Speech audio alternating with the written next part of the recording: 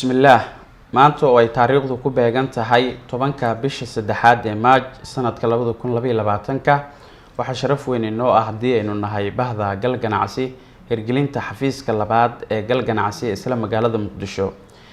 xafiiskan cusub ee gal ganacsi waxa uu sii dirdirgelin doonaa hawsha markii hore uu u hayay xafiiska koobaad ee hadda furan muddo 7 bilood ah bulshada Soomaaliyeed. xafiiskaas oo ilaa iyo markii la furay bulshada aynu u qabanay shaqooyin muhiim ah oo ay ugu horeyso xog ka siinta arrimaha dhaqaalaha iyo ganacsiga, baridda iyo xeeladaha ganacsi, talooyinka dhaqaale iyo xayeysiimaha casriga ah aynu ganacsiyada kala duwan aynu u sameynay. Allah ayaa mahad oo idil ay u sugnaatay. waxaan kaloo amaaneynaa macallimiinta, khubarada iyo shirkadaha ganacsi ilaa ay hadda la shaqeeyay bahda gal ganacsi. baahida iyo shaqada loo qabo hawshan dirdirgelinteeda ayaa keentay inaynu hirgelino xafiiskan cusub.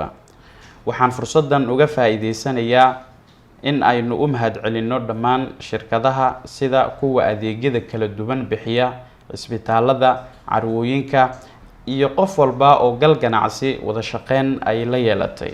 waxa ugu yar dadkeena qiimaha badan ee xafiiskan uu qabanayo waxa ka mid ah talabixinada ugu macquulsan ee xarumaha ganacsi ay ku horumarin karaan xiriirkooda bulshada ama waxa loo yaqaano xayeysiimaha casriga sida bogagga Facebook ee shirkadaha ganacsi, isbitaalada, hay'adaha ganacsi, habka loo kobcin lahaa ama lagu dhisi lahaa hanaanka saxda ah ee loo yaqaano daily update. ugu dambeyn waxaan cadeynayaa in gacmo furan aynu ku soo dhaweyneyno cid kasta oo nagala shaqeynaysa arrimaha ganacsiga dalka, inagoo fursado badan u hayno ganacsiyada sida ay ku horumarin karaan xiriirkooda bulshada una kasban karaan macaamiil badan, isla markaana ay ka dhex muuqan karaan ganacsiyada kale si aynu ula jaan qaadno dunida casriga ah.